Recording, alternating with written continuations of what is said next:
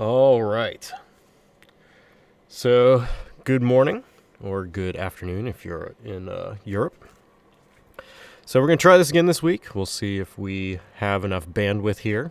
So I ran a bunch of tests before today to make sure that it would work, and it seems that if I got the unstableness out to begin with, it seems to go back to being stable, and then I should have a good stream for the entire AskZBrush live session here.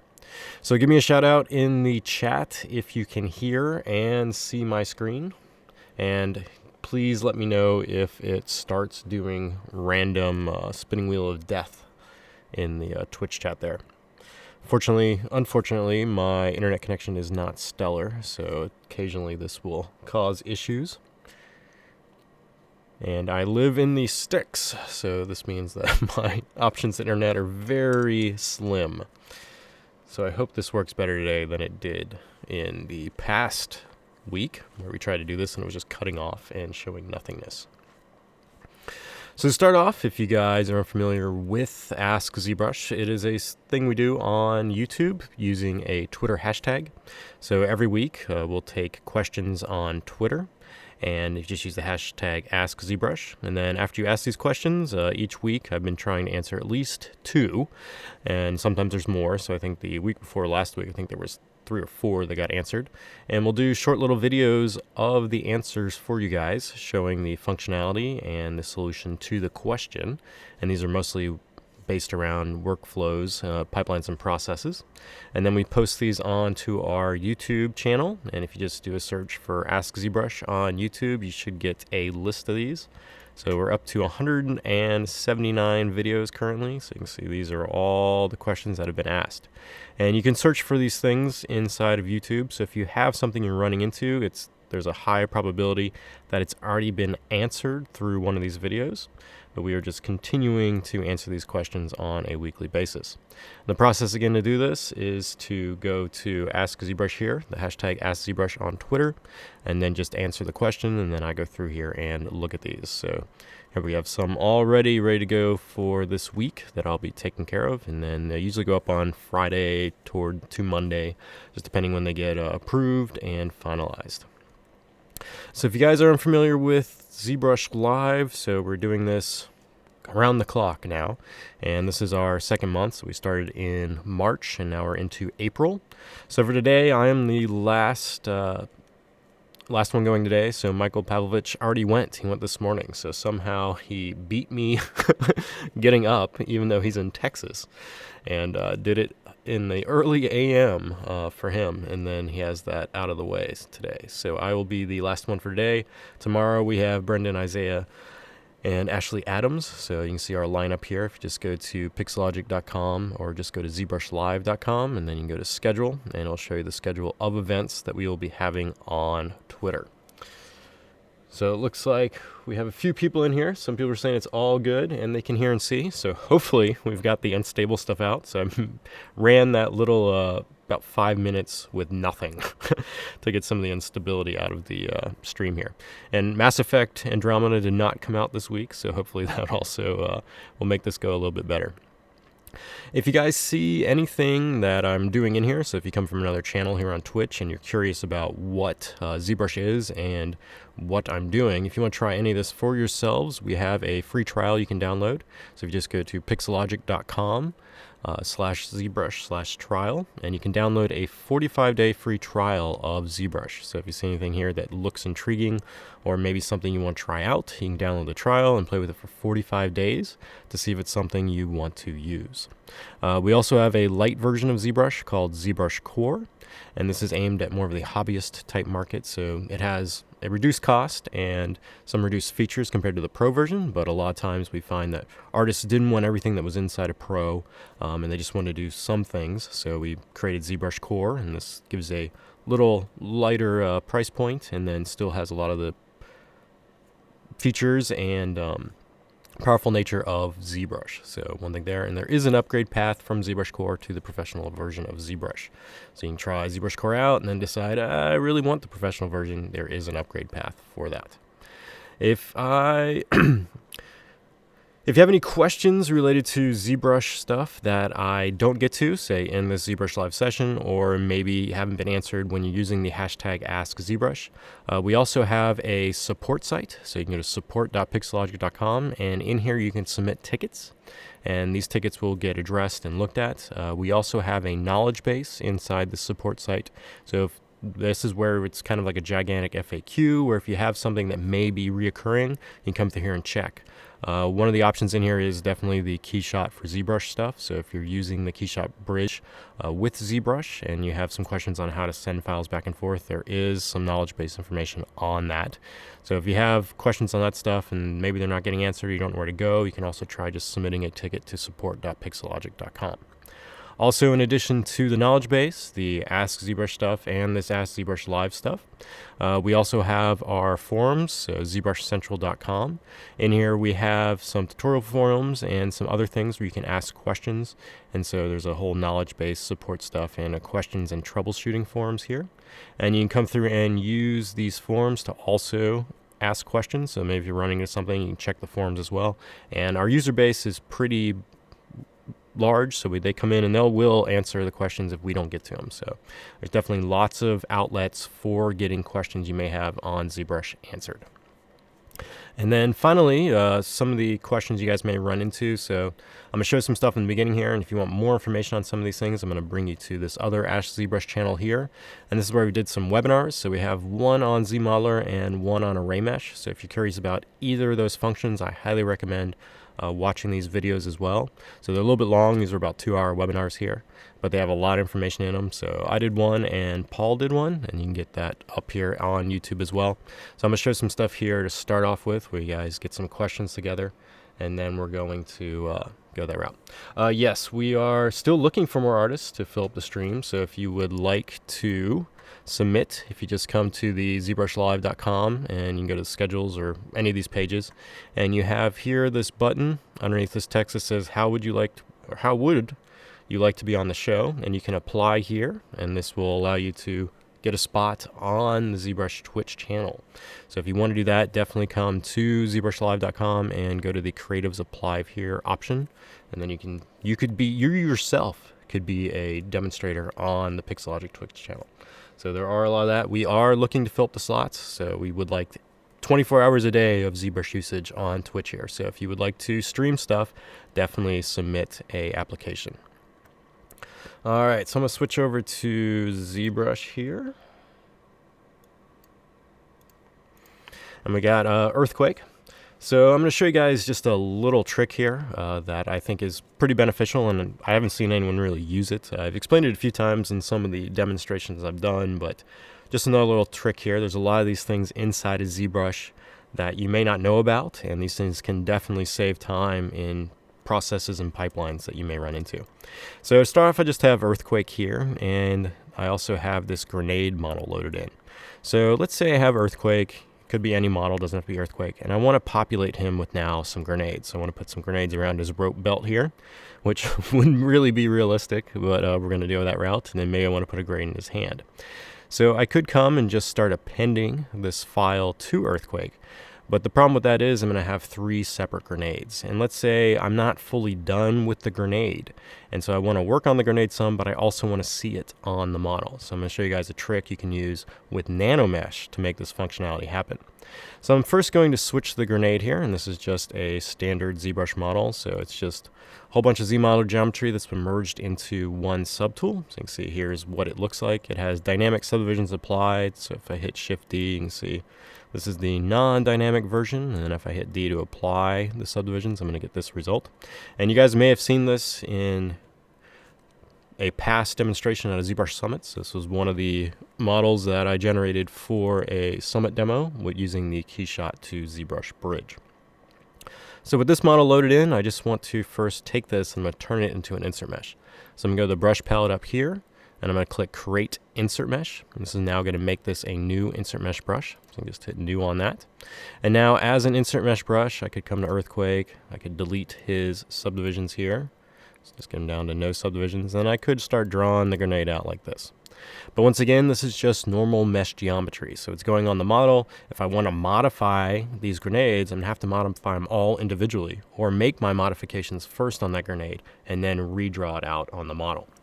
So I'm going to undo that quick and just get back to normal earthquake. And I'm going to go back to my grenade model. And instead of keeping this as an insert mesh of this grenade, I'm going to now turn it into a nano mesh brush. So I'm going to go to the brush palette again, and up at the top here where we had that create insert mesh, below it we have a create nano mesh. And when you take an insert mesh, you can turn it into a nano mesh brush. And this is going to allow you to apply this insert onto the polys of your model as a nano mesh. And a nano mesh is basically, it's like micromesh, but it's on the next level. So if you guys haven't played with nanomesh, definitely check out some of the stuff on Z Classroom on it. It's very, very powerful. So I'm going to click Create Nanomesh Brush, and this is now going to give me a new zmodeler brush with this nanomesh part built in. And so what this means is if I come over here to the tool palette, I'm just going to select the plain 3D object here. And if you guys have ever wondered how to create a single polygon plane inside of ZBrush, you can just select one of these primitive 3D objects, so the plain 3D here. These will have these initialize menu here, so as long as the name of the tool is usually a primitive and then 3D, these are all 3D primitives. And each of these have their own initialize palette, and in here you have the options to change certain things. So for the plain 3D object, I can come down here and change the H divide and the V divide, and this is going to now give me just a single plane here. So they have all sorts of different little attributes you can change on these 3D primitives. Now once you're happy with this 3D primitive and you want to sculpt on it or use some of the other features inside of ZBrush, you need to take it and turn it into a polymesh. So to do that, you go to the tool panel again and just click Make Polymesh 3D, and that's going to convert that 3D primitive to now a polymesh object. And you'll notice when you did the conversion, your initialize menu has changed, so you no longer can change the divisions of that primitive, and you also get a lot more of the palettes showing up here. So you're not going to be able to use dynamesh or things like that with a plain 3D object. So now I have this single-sided plane, and it just consists of two triangles or one polygon here. And I've made that brush, converted into a nanomesh, and now I have this zmodeler nanomesh brush. So now with this, I can take the newly created zmodeler brush that has that nanomesh built in, and you'll see it's already set to the option of insert nanomesh on a poly. So if I drag this out on the surface here, you're going to see that grenade is now going to populate on that poly. And this is now in a nanomesh mode. So if I open the nanomesh palette over here, in here I can now change the attributes of this grenade using nanomesh. So I've just taken that and now turned it into a nanomesh.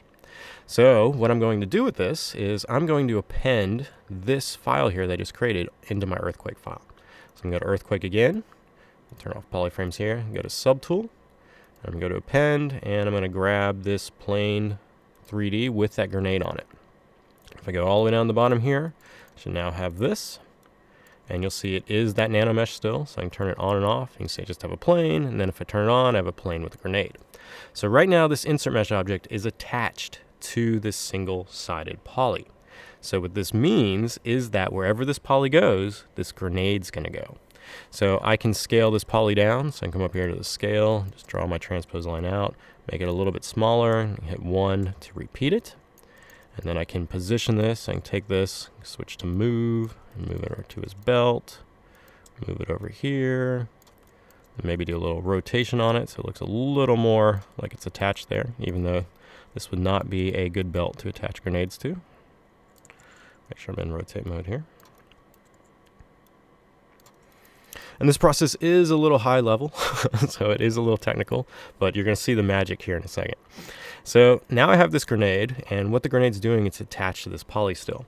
So I still have all the functionality. I can get over here, so I can set my rotations. I can offset it from that plane a little bit. So if I come over here and change the Z offset, I can bring it out.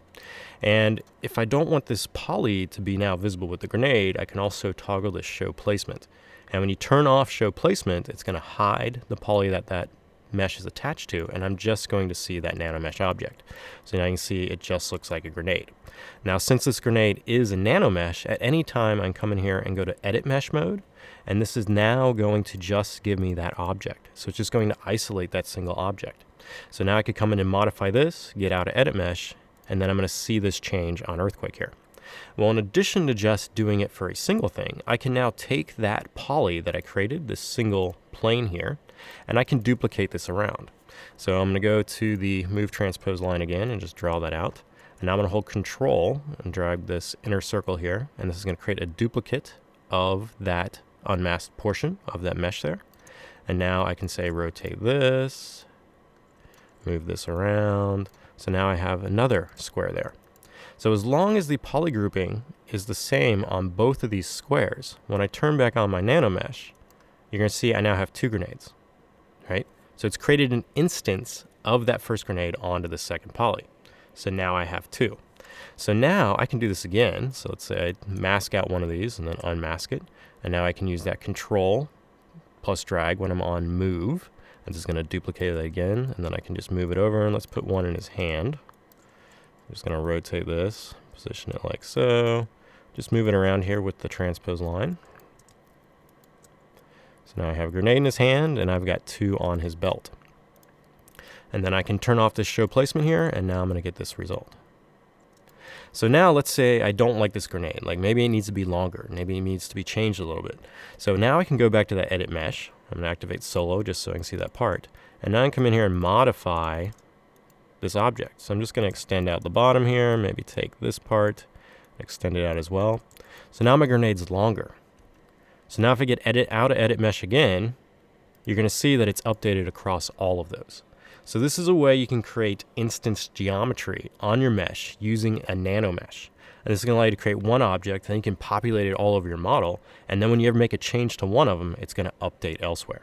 So this is huge for making like different packs or items, and then maybe want to spread them over, but you're not completely done with the initial shape.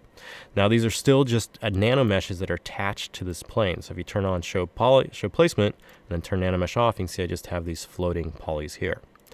So is that making any sense? I'm going to go check the chat now.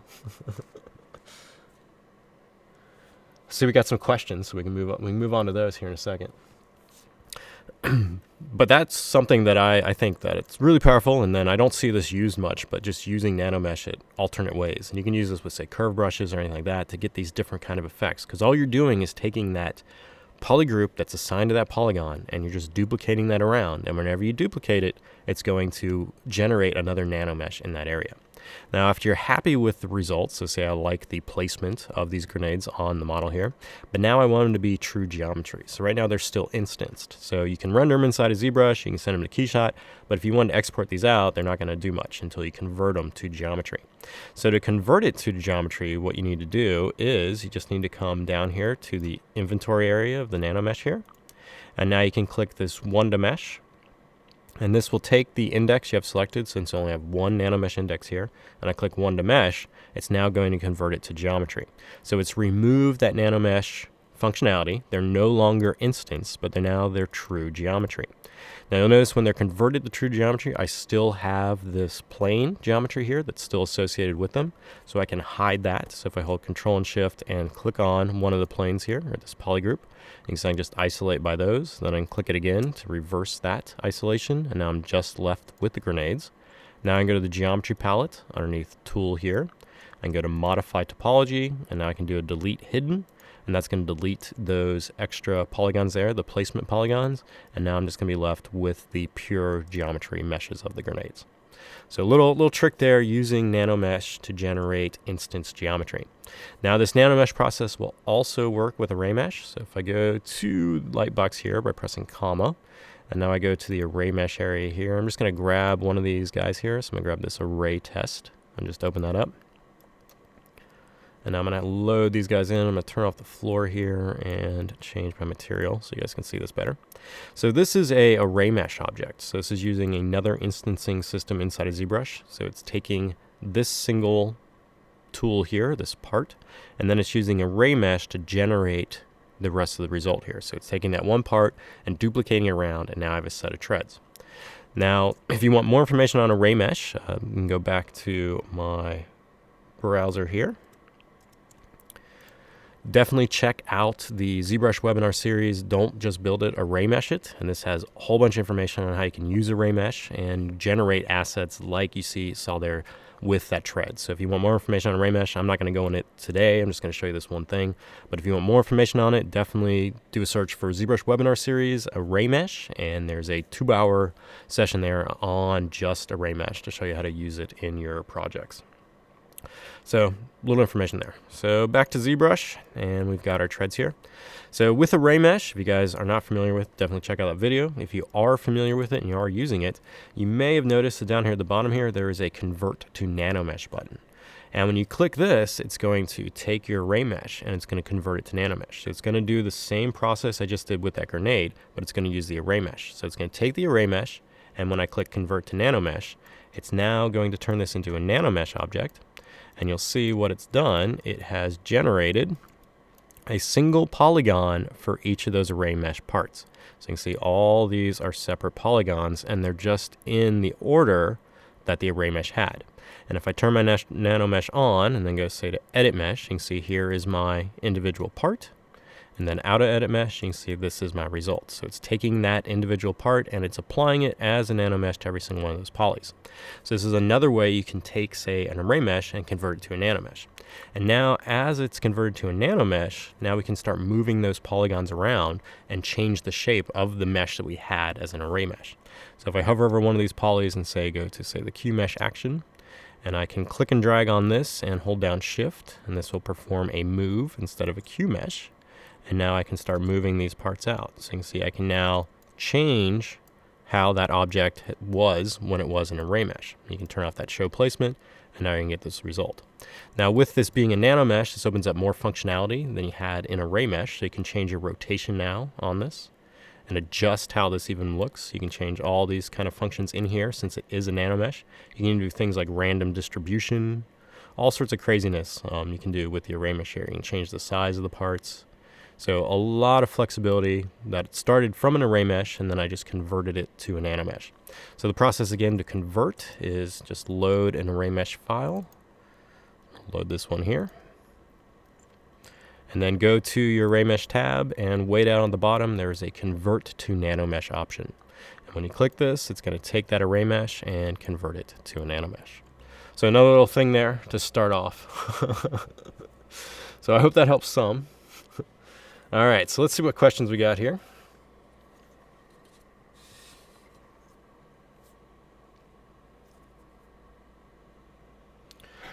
So is there a way to open the side and lower panels using hotkeys? So let's see if I got these here. Let's go back to my trusty earthquake file here. So talking about these panels on the sides and then probably this panel down here. So these panels, you can set up hotkeys that are linked to macros to get this to happen. As an example of this, if I go to the macro tab here and open this up, you can see I have all these little macros that I've made. And one of these macros in here I have is this tray left and tray right. And if I click these, you'll see it'll allow me to use a single button to expand or collapse a tray. Now, this process can then be bound to a hotkey, and you can press that hotkey button, and this will allow you to use that functionality. Now to set these up, there is already a AskZBrush video that has been generated on this. So let's go back to Chrome here, and let's go to our YouTube channel here, and let's see if I can find this. It's been pretty recently. It's here somewhere. So here's the one you want. So do a search for how can I make hotkeys for toggling the dividers. And this will go through and show you the process of setting up that macro. It's very, very simple macro. It's not going to take long to do. And this whole video here will just go through the options on how to do this. It's going to take you through all the steps on generating the macro, on finding out how you get that macro to work, and then how to set up the hotkeys even for those dividers. So do a search on YouTube for how can I make hotkeys for toggling the dividers, and that should have that information you're looking for there.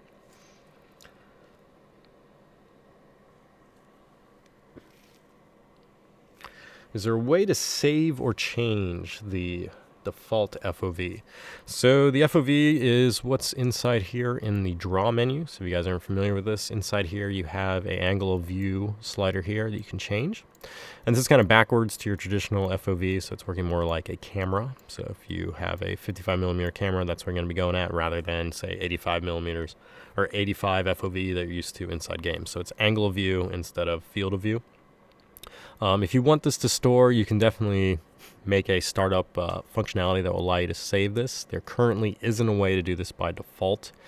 I'll go through and add this to the list for this week's potential video stuff here, and I can just walk through the process of generating a startup Z script. So when you launch ZBrush, you'll automatically run this script, and this will do it anytime ZBrush launches, and then that will allow you to set a value in here. So every time you launch ZBrush, it's going to go through and set that angle of view to that specific angle you want, and then you just launch and it's going to be there every time. But there's no way to store that with the config currently, but you can do it through some Z scripting. So I've added it to the list here, and I'll try to get that answered this week on how to set up a default FOV, because it will require a little bit of coding and a little bit of text editors. So a little more stuff like that. Oh, and you guys don't see that. Yeah, let's work on this here. The switching. All right, so let's talk through this again.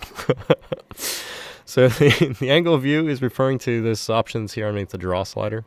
And here we have that angle of view toggle here. And so this is going to allow you to change your angle of view inside of ZBrush. Now this is not field of view, this is angle of view, so it's more like a camera, as I just mentioned. So you can't store this by default, but you can create a Z script to allow you to set a value when ZBrush launches, and it'll come through and set this automatically for you. So I'll do a add it to the list for the videos for this week. I should have it up on YouTube, and I'll just go through the process of that. It does take a little bit of notepad / text editor type stuff, so we'll do a lot of typing. So I'll get that up for you guys and get that working. Alright, so you guys should see ZBrush now. I got rid of the browser. You guys don't like Chrome? What's wrong with you guys? So you got any other questions out there? Shoot them over. I can just ramble on for a while on a lot of stuff. If you guys are interested in any of these macros that you see here, these have been, I have released these, so you can download these little macro packs. One of the users on ZBrush Central has also released this in a plugin format as well, so he's taken all of them and combined them together. I can see if I can get the guys the links to that, but those, if you just do a search for Z Utilities on Google, you should be able to find them. They're all on Gumroad currently, and you just download them for free, and these will have all these different functionalities. They're just macros that I find myself using quite a bit from time to time, and they're just automated processes inside of ZBrush, so nothing truly complex. But some of these things are like 0x and 0y, so if you have earthquake and you start moving them off into space, now you want to get them back, you can do that. So it has all the kind of like functionality in there for things like that. So little helpful things there, and you can make macros for anything. To record a macro, if you want to make your own, you can just come up to the Z script editor up here, and just click this record button. And then any processes you do after you do this record are going to be stored. So each of these buttons inside of ZBrush will be able to be recorded as a process. And then you can use those scripts in this macro tab over here. And then that will allow you to reprocess those. So that video on creating the trays that I just showed you guys on YouTube will have all that information, and it'll show you how to set up a macro and create one. So it's a pretty easy process. And then that will allow you to automate some of the things you may be running into inside of ZBrush here.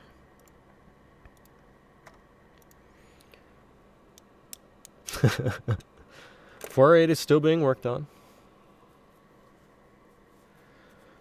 Clothing textures. So one thing you can do for clothing, I don't particularly have a excellent example here for this. Let's see if I can get.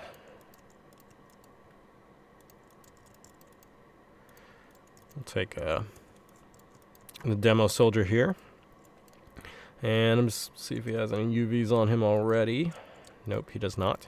So one thing you do for clothing, so there's quite a few ways you can do this. One method you could use is that nanomesh function. So you can take a tiling piece of fabric that's geometry, and then you can apply it to all the individual vertices of the mesh here. So if I go back to that zmodeler brush with the grenade, I can come through and use this as insert nanomesh. Oh, let me delete these subdivisions here. Actually, we'll go all the way down the lowest one. And this, if you drag it out onto a model and hold shift, it'll populate the entire mesh. And so if you have a fabric weave pattern, now of course this is a grenade and not a fabric weave, but you can use nanomesh to generate that fabric pattern across all the individual vertices. There is a video on how to do this with some mesh stuff. So let me go back to Chrome here and see if I can find this quick for you guys. Do a little searching. We'll search off screen here.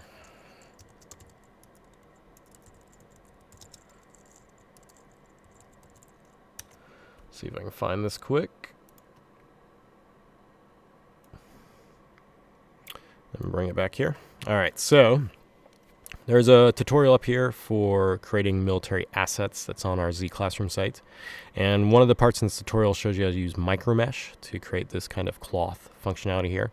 And nanomesh is pretty much an upgraded version of micromesh. So if you go to this micromesh hood part here, you can come through, and this has information on how to set up this process. So you can watch this video here. I warn you, I probably say the word actual like 90 million times in that video, so I'm going to warn you ahead of time. I've removed that word from my vocabulary, but it's a high probability when you rewatch this, I'm going to say the actual hood, the actual this, the actual that. So just, just be ready. But this will go through the entire process of taking a mesh and then using micromesh to generate that textured fabric on that area there. And this is a great process for creating geometry stuff, because after it's geometry and converted to true subdivisions there, you can come through and start applying different effects. So since it's geometry, you can now clip things out and move things around and generate different assets. So these two videos on this micromesh hood will get you some more information on that. And so that's how you can kind of use nanomesh to get that process. Another thing you can do is if your model has UVs, you can use the surface noise to start generating effects on top of things. So I'm going to come up to the Z plugin tab here. Let me go back to ZBrush. So here we have just the shirt from the demo soldier again, and I've just removed all his subdivisions. I need to now just apply some quick UVs on this mesh. Now, if you have good UVs on your model, it's definitely going to help, because the surface noise is going to use those UVs, and you want to get them as even as possible to allow you to generate a tiling pattern that looks good. So I recommend coming through and setting up polygroups first on your model based on the seams. So I'm just going to come through and hide part of the demo soldier shirt here, so maybe that back part, and then I'm going to hit Control W, which is going to give this front part a new polygroup. And then if I unhide the other one, you can see now I have two polygroups for this object here. And now with this, I'm going to come to the Z plugin tab up here. I'm going to go to UV master. I'm going to turn this polygroups option on, turn symmetry, well, I'll keep that symmetry on, and now I'm going to do an unwrap. So this is going to take those two polygroups, and now it's going to make geometry islands in those areas. So now this mesh has UVs. So if we go to the UV map tab here, you can see this delete UV option is now active. And if we go to the texture map tab here and do create new from UV check, you can see these are the UVs I now have. So the UV master did a pretty good job of the UVs. So you can see they are squared, they are flat, and if I tile a pattern across of these, they should look pretty good. So now that I have this mesh with these UVs, I can now use surface noise to generate a pattern or a cloth texture on the surface here. So in the tool palette, with this model selected, make sure it has UVs. You can now divide this up if you want. So you can go to the geometry tab here and click divide. So I'm going to give it a little more topology. And then I'm going to go down to the surface noise area here and open this up. And then I'm going to turn on noise. And you're going to get this in your window here. So we have my vest here. And now I can come through and start applying noise. So by default, there's just the default noise on the mesh. So I can just change the strength here, and you're going to start getting this result. If you wanted to use the UVs that we just generated, you just need to come to the top here and click on UV. And now it's going to apply that noise to those UVs. So instead of maybe the default noise here, I want to actually have a alpha that's loaded in to correlate to this. So I'm going to click the alpha on and off here. And this is going to allow me to open up an alpha. So let me get a alpha here quick. Let's find a good fabric one here. So this one should be okay. So now I have a fabric alpha in here. So now I can change the alpha scale, and I can adjust the strength here. I'm going to turn the mix basic noise all the way down, adjust the strength out, change that alpha scale. And if I zoom in here a little bit, you can be able to see this a little bit better. So you can see now it's taking that noise, this tiling alpha I have, and I have it applied to the UVs of the mesh using this surface noise. And this is going to allow you to get that fabric result as well. So this is the other way to kind of do this, and you can take any mesh and then start applying it this way. You just need to make sure it has UV coordinates on it so that it will tile correctly. So you just want to make sure you have those groups set up where actual seam lines would be on clothing. And then after it's done, you can click OK, and this is now going to appear in your ZBrush scene here, like this. And then as long as your model has enough topology, you can now apply it to the mesh, and it's going to create it as geometry. So right now this mesh is pretty low, so it's only 54,000 points. So if I apply it now, you're going to see it's still giving kind of that fabric pattern, but it's not the same kind of quality that I had with this preview here. And this preview is happening right now in a 2D type fashion. So it's doing it as a bump displacement. So it's not doing it as a pure displacement map in this preview. You're only seeing it as just the bump map effect. So you want to probably come up here and increase your geometry. So go to the geometry tab and divide this up a little bit more. So usually in the millions is what you want here. And now when you click apply to mesh, it's now going to transfer that. And now I should have his shirt here with this pattern blended in. And if you like those changes, you can keep them. If not, you can come back in and adjust the strength values some more. So say I want it to be a little bit stronger. Then I can apply it to mesh again. And now I have that fabric pattern baked into my model. There also is a AskZBrush on this as well. So if we go back to Chrome here, I'm going to make sure I switch it this time. And we're going to go to our YouTube channel here. Let me find this again. Where did it go? Where did it go? We'll do AskZBrush. I think it's pattern. So if you do a search for AskZBrush, what is the best way to apply a mesh pattern to a dynamesh model using Noisemaker? You'll go through that entire process of taking the model, generating UVs on it, having it break up in the different areas of geometry, and then using the surface noise options to come through and apply different patterns to it. So this is a whole AskZBrush video just purely tailored to that. So if you want to see it in a recorded form, just do a search for that. And then that will show you the process of getting kind of those material or mesh patterns on a model.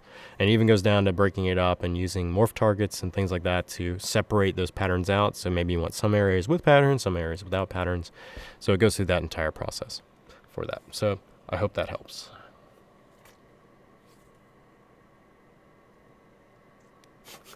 It is totally a Chrome promotion video. We just keep Chrome up all the day.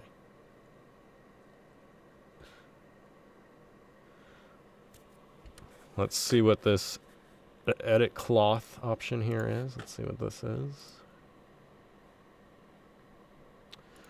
So you'd like to edit stuff. Okay, so question asked about, say you have UVs and you want to edit them now. So I'm going to go back to my ZBrush here. And I'm just going to remove the surface noise on that and then go back down to the lower version of the chest here. So something like that.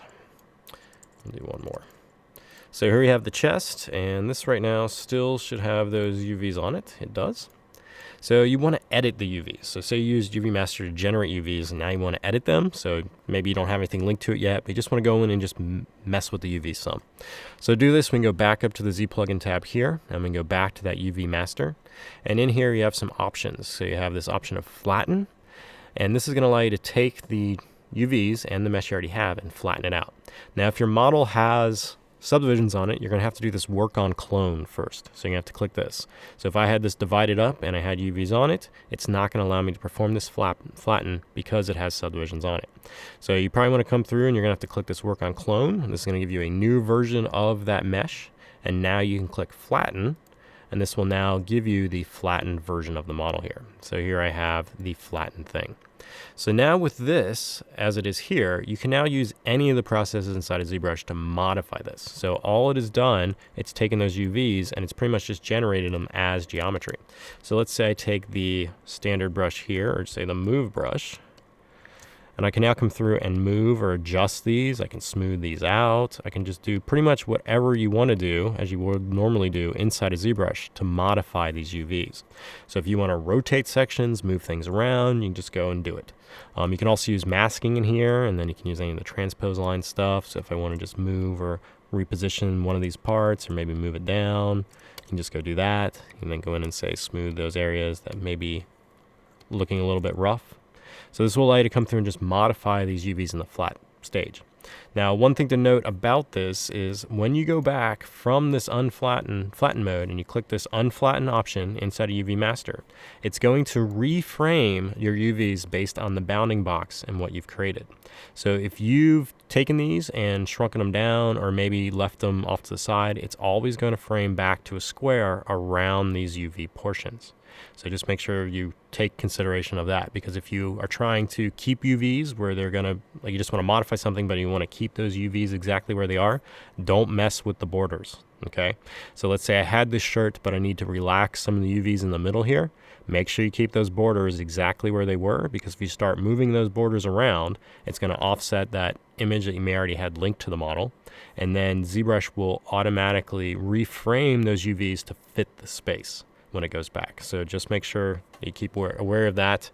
So if you're modifying UVs and you need it to stay with a certain UV map that you already have, try to keep the borders, non-modified, because it will offset those UVs some.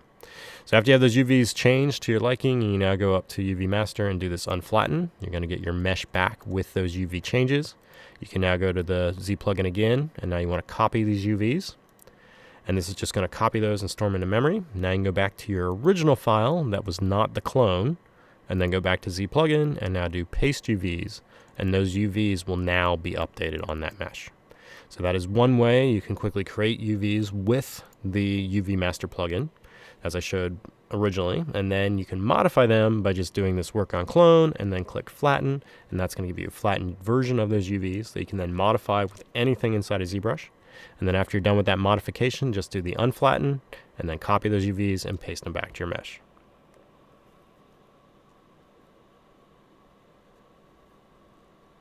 So let's see what other questions you got here.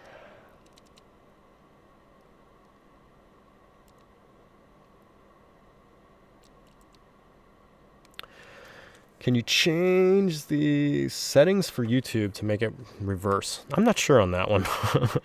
I'm sure there is probably a way. I do not know for certain though. It may be something we need to do on our side, but I don't have an answer for that right now. I'll have to look into it. So that was the YouTube order, so you could watch the oldest to the newest instead of the newest to the oldest. Question about saving Spotlight settings and loading them. So you can save the images that are in Spotlight. So basically, if I have a bunch of these materials here, if you guys are unfamiliar with Spotlight, Spotlight allows you to take images and load them in a Spotlight view, and then you can use them as reference inside of ZBrush, or you can use them to texture different assets. So to get this to work, you just need to import in a texture or select a texture in the texture palette here. So I'm going to select this number 27 here. And then below these textures here, you have an Add to Spotlight button. And this will take whatever texture we have here, and it's now going to throw that into Spotlight. And when you get Spotlight, it's first going to open up Lightbox. Lightbox is going to open up every time you send a texture there. So just be wary that there's no way to remove that functionality. You can hide that after it opens up. And now you have this texture in this Spotlight mode. From here, you can scale things in here. You can change the opacity. You can change things like how many times it tiles. So you have all these different little options you can do here inside of Spotlight. Now, once you have this object inside of Spotlight, you can now use this to texture surfaces on your model. To hide Spotlight after you have it loaded, you just need to press Shift+Z, and that will turn Spotlight on and off. So let's say I go back to my shirt here, and I'm just going to divide them up again. So get some polygons here. I'm going to fill it with just white color. So I'm going to have RGB on, make sure I have the color selected white, go to color up here and do a fill object. So now it has taken that shirt and filled it entirely with white poly paint. Now I can hit Shift Z again to bring back that spotlight option there.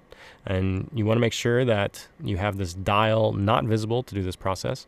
If you hit Z by itself without the shift, this will toggle the dial on and off. And this is the control dial here. So I'm just going to adjust my opacity some so I can see the shirt underneath. And now with spotlight being overlaid on top of your model, if you say take the standard brush and turn on RGB and turn off Z add, and now I come across my model and paint where spotlight is, you're going to see that it's going to take that and transfer it to my mesh. So it's kind of doing it like this overlay stencil. So if I hit Shift Z to hide spotlight, you can see this is now what I have. So I've taken this texture and now I can paint with this on my model. And so wherever this spotlight option is, it's going to apply to the surface of the mesh. And this will do also geometry as well. So if I had Z add on, it would paint with geometry and color, or I can just paint with geometry.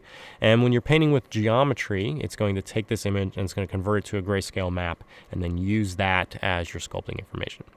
So the process of spotlight is you load it in and then you can start rotating your model around to different sides, paint, rotate some more, do a little more painting, rotate some more, do a little painting. And so you can come through and start using this map here to paint all the surfaces of your model. So very, very handy tool there. Now, once you have something inside of Spotlight, say it's in this Spotlight mode, and what this means is that if Spotlight is active and you try to do anything on your mesh, you're not going to get a result. So you'll see if I try to sculpt on this with any of my brushes, say switch to the standard brush here, or the clay buildup brush, and now say I want to try sculpt on this, you can see nothing is going to happen. And that is because the brush has the spotlight properties still being enabled. So if I move my model over and sculpt over there where that spotlight image is, you'll see I'm going to get a result. But if I'm off of the spotlight image and I try sculpting, you're not going to get anything. So you want to make sure that if you have spotlight like this and you're like, why doesn't my mesh sculpt, or why can't I do anything? It's because you have spotlight on and you have this property still turned on for the brush. If you want to use spotlight for references and you still want to be able to sculpt on your model and just have these images live over here, you just need to go to the brush palette over here and open up the samples tab here. And then there is the spotlight projection option. And when this is on, it's going to use spotlight in the functionality you just saw. If I turn this off, it's now going to use spotlight as an image kind of viewer. So you can use it as a reference thing. So now if I come across and sculpt my model, I'm able to sculpt to my heart's content. And it's just going to live there as reference. So that's two ways you can use Spotlight. You can use it to texture, or you could also just use it as reference. And the process to get it to use as reference is just go to the brush palette here and turn off the Spotlight projection under these samples. And then that's going to allow you to use those Spotlight images as reference. So back to the question of, can I store these? So let's say I go back to texture here, and I'm just going to add some more images into Spotlights. So maybe add that one.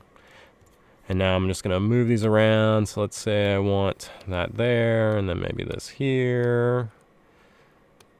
So this is how I want, my Spotlight to look, right? So I've positioned all these are, and now I want to, save it, load it back into later. So to save or load a Spotlight, you just can go back to Texture tab here, and up here you have a load and save option. And these are going to allow you to save what you currently have in Spotlight and also the positioning of those. So to load and save Spotlight, just go to Texture. After you have Spotlight active here, you can just go load, save Spotlight, and that's going to save out a Spotlight file. So I can just do that really quick here for you guys. So let's load those out. And then let's say now we're just going to get out of Spotlight here. Let's go drag another project in. So earthquake, naked earthquake, closed earthquake. And now we're going to load back in that Spotlight. So I'm going to texture palette in, go to load Spotlight. And now take that, and you're going to see that Spotlight option is going to come back. So you can save and load Spotlight using the options up here at texture save and texture load. And then those are going to come in, and you're going to be able to use them like so. So if you have reference images that you always want up all the time, you can use it that way as well. All right, let's see. Let's go back to the questions here. It looks like hopefully that one answered your question there, Mike. We got about a little over 10 minutes. So you guys got anything else? Any other options or questions you guys have? Spotlight's pretty awesome for texturing kind of things. If you guys are not aware of it, if you guys have just been using Spotlight, there's also a stencil option. So let's go over here to the alpha palette, and I'm just going to grab, say, one of these patterns here. Let's get this star. And this is just an alpha loaded as a star. So you can take this alpha and you can convert to a stencil. And a stencil is similar to Spotlight, but it's going to just allow you to use it as like a masking type map. So if I select this alpha and click on it, down here at the bottom, actually in the alpha tab here, if we go down to transfer, so alpha, transfer, down here there is a make ST, and this is going to make a stencil. So it's going to take the alpha you have selected and it's going to turn it into a stencil. So if you click this button, you're going to see this is going to pop up. And so now you can see I kind of have this white mask that's been applied to everything on the canvas except for this little stenciled area over here. And then you can see here's that star. So if I hover over this stenciled area and I press spacebar, you're going to get this little gizmo that's going to pop up, and this is going to allow you to move this stencil around. So I can take this alpha now and use it as a stencil. So I can move it there. I can say scale this up a little bit. And now when I perform any options inside of ZBrush, it's not going to allow me to sculpt unless I sculpt on that stencil. So you can take any alpha and turn it into a stencil and then move it around by just hovering over this and using spacebar. And then as you paint on this, it's going to give you this masked effect that's going to allow you to sculpt in different areas. So this is another thing that was highly used a long time ago, and it's just still inside of ZBrush, but not many people use it currently. But it's another good thing, especially if you need to just mask out certain areas or apply different things around it. They have a bunch of options that you can control this stencil as well. So if it comes to the stencil palette up here, you have the ability to repeat this stencil. You can also stretch it, scale it. You can get it to wrap. So there's a lot of different options for how you can get this stencil applied. So here's the repeat option. You can see it's repeating that stencil. And then now I can come through and say hit spacebar and scale that up a little bit, move it around. Let me undo those triangles there. Now I have a whole bunch of stars on earthquake here, and I can come through and sculpt on these, and you can see it's only going to affect the area that is unmasked in that stencil. Then to delete a stencil, you can just go up to stencil up here, and you can just turn it off, and it'll go away. And now I have earthquake with some crazy stars that were stenciled on top of them. So another interesting usage that you may not be aware of. So going to alpha, selecting an alpha in the alpha palette, and then going to transfer and doing make stencil. And that will give you a stencil parameter that will fill the entire canvas, and you can move it around and use this as a dynamic masking system. So let's see what else we got here.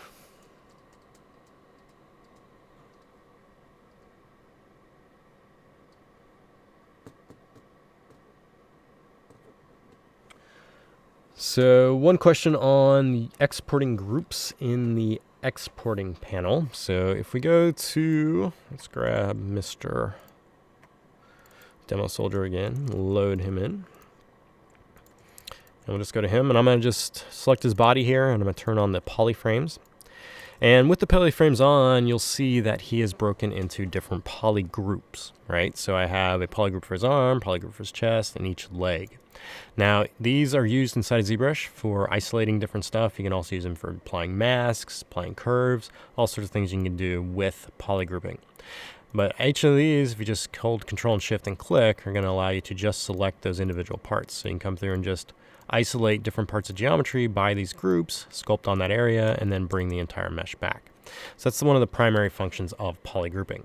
So with that polygrouping, if you were just to export this model out and you wanted this polygrouping to go, you need to activate the groups option. So in the tool palette, if I go all the way down to the bottom here, there's this export tab here, and this export option here has this group option. And so what this group option is going to do, if your model has polygroups, it's going to export those out. If this is turned off and your model has polygroups, it's not going to export those out. So that is all this group option is doing. It's looking at the polygrouping on your mesh, and it's going to export them out as separate pieces, basically, or separate elements. And a lot of applications you bring into, say 3D Studio Max or Maya, when you import an object in, it'll have an option to merge the entire thing together or bring it in as those groups. If you export it out with groups and you bring it in with those groups, it's going to give you a separate tool inside those applications as each of these polygroups. So you'll get the arm here as one tool, and then maybe the chest is one tool, and the leg is one tool, and they're all going to come in as separate pieces. So that is what this group option is doing. Now next to these you have some other ones. So the merge UV coordinates is going to go through and make sure those coordinates are welded. So if you have UVs that are spread across different polygroups like this, it's going to make sure that the areas in between are welded. You can flip faces on export, and then you can also have the ability to export as texture. If you want to export a model out just with triangles and not with quads, you can also enable this here in this try function, and this will then export your model out, and it's going to triangulate everything else on export. So those are all the options there for the exporting, and after you have these set, you can just go up to the tool palette up here and go to export, and it's going to take whatever subtool you have selected and export it out as a OBJ file. So hopefully that answers the usage of the export button there. So for the question on the different passes for stuff when you generate out of ZBrush with the Photoshop CC plugin, those are used mostly for masking elements. So you can then take those masks inside of Photoshop and apply them to different parts. I don't know if I'll have time to go over that today, but if you come back, not next week, but the week after that, we can go over that process then where I have a little more time, and I can go through the entire pipeline of that for you. So come back, not next week, week after, and just hit me up again with that ZBrush to Photoshop pass option there, and we'll go through and I can show you guys how those work.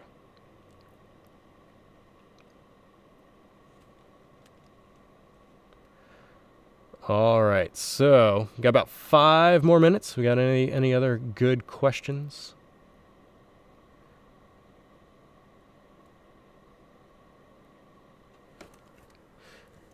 Let's see here if I got any quick ones I can show you guys.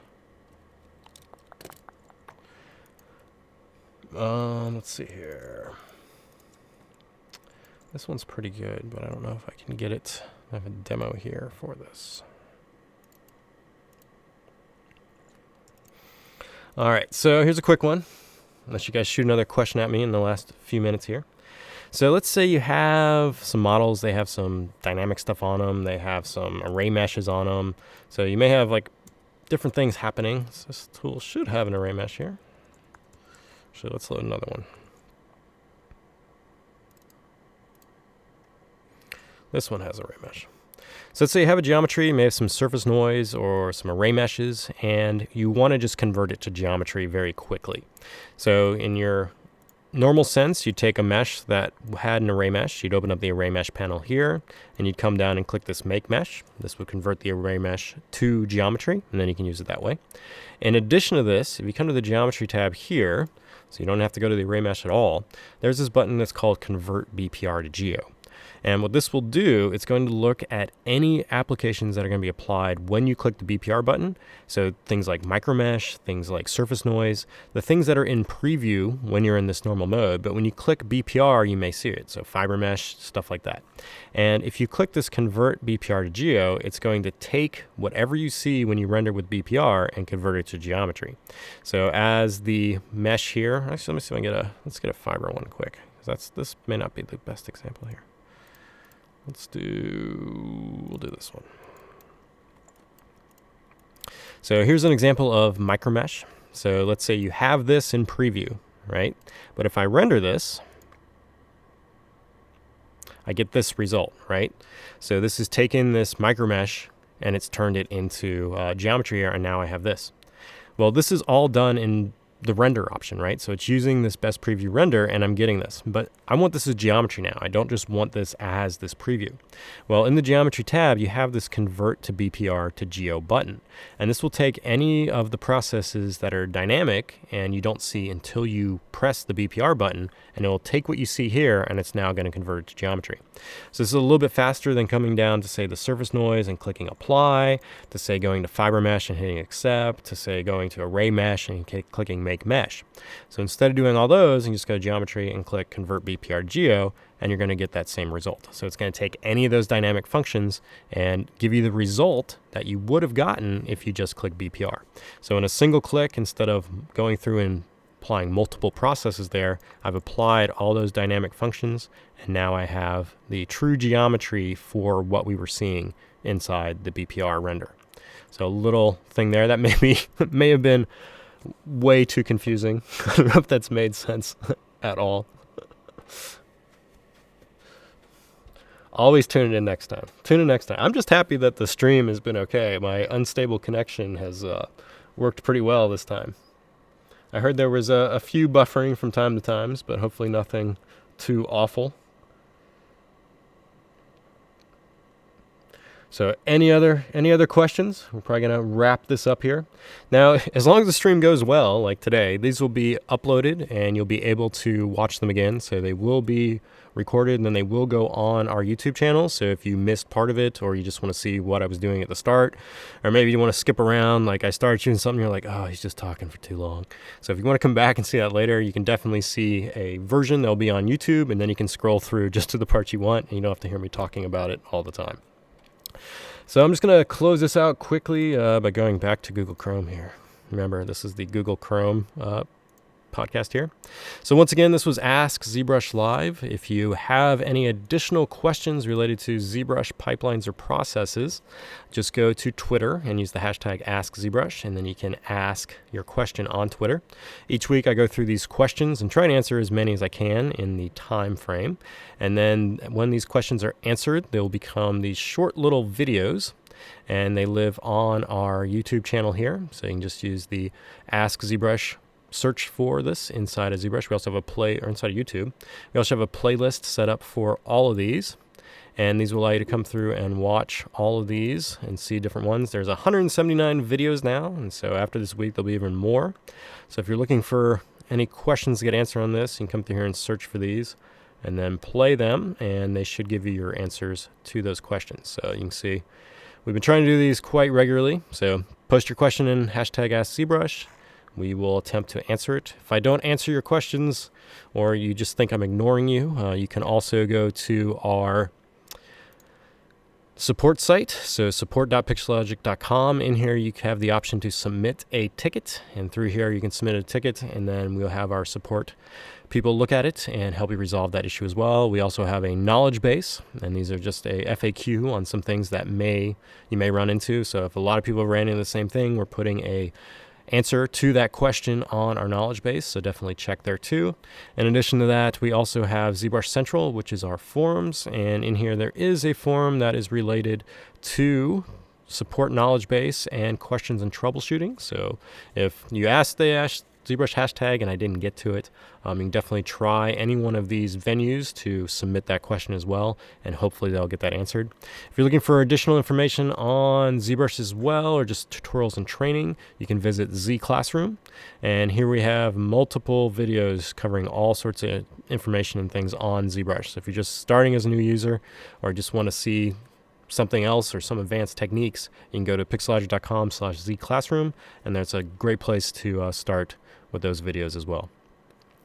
Once again, if you've seen anything here and you want to try it, so say you came over from another channel, we do have a 45-day trial of ZBrush 4R7, the professional version. You can download this and play with it for 45 days.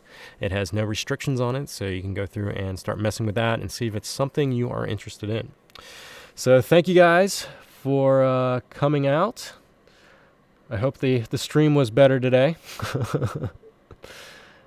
And once again, I'll be doing this not next week. Paul will be going next week, so he's been doing the off weeks, and then every other week I go, and every other week Paul goes. And Paul will be doing more kind of strategic stuff, so he'll take in a topic that you guys vote on, and then he'll be going through and answering those. And our schedule here is at zbrushlive.com, and you can find information on that. So we have a lot of great artists too, and if you guys, at any time, if you have a question, don't hesitate to just log into Twitch and watch these guys too and ask them the question. They will more than likely have an answer for you as well, so you don't have to wait for me every 2 weeks. Definitely you can come to the Twitch channel here and watch these other great artists that have been presenting for us and ask them the questions as well, and they should be able to get those answered too. So really great stuff on our Twitch channel. So if you're interested in just learning ZBrush or just seeing what can be done with it, definitely check it out. Well, looks like that is it. So I hope you guys had fun, and till next time, Thanks.